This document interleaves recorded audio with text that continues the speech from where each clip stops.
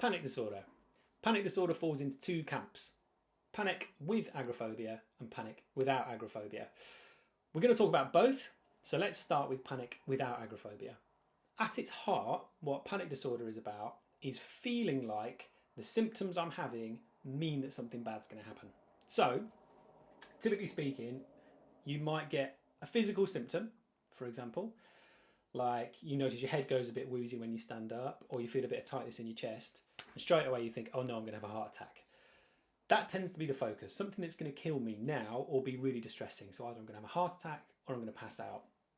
That's really scary thought. So straight away my body experiences fear, and the fear response is going to be extreme. So it's going to dump a load of adrenaline into my bloodstream.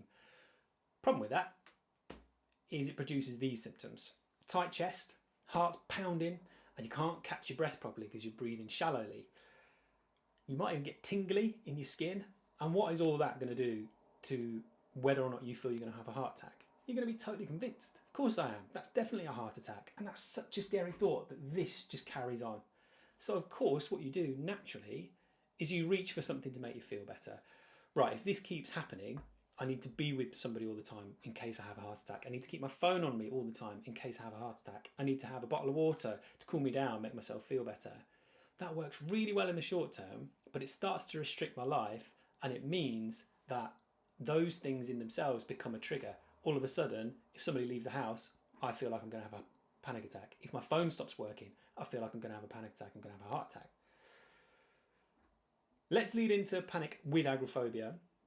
So panic with agoraphobia is very, very similar. You might get the fear of having a heart attack, but sometimes the focus within this is more about fear of having a panic attack in and of itself. You're more convinced, I know it's a panic attack, I know it's not going to kill me, but it's embarrassing and it's horrible and I don't want it to happen.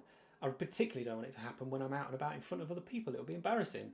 So anything where you feel you can't get out if you want to starts to become a trigger. So cinemas, because I can't just stand up and leave. Buses, trains and planes tend to be big ones. What if I have a panic attack? That's going to be embarrassing. That produces the fear response. That produces these symptoms. I'm even more convinced it's going to happen. I can't do it. I'm going to get off the bus. Again, what that means is in the short term, that works. As long as I can avoid buses, planes, queues, things like that forever, great. But if I can't, then those things are going to trigger my panic as well. There it is in a nutshell.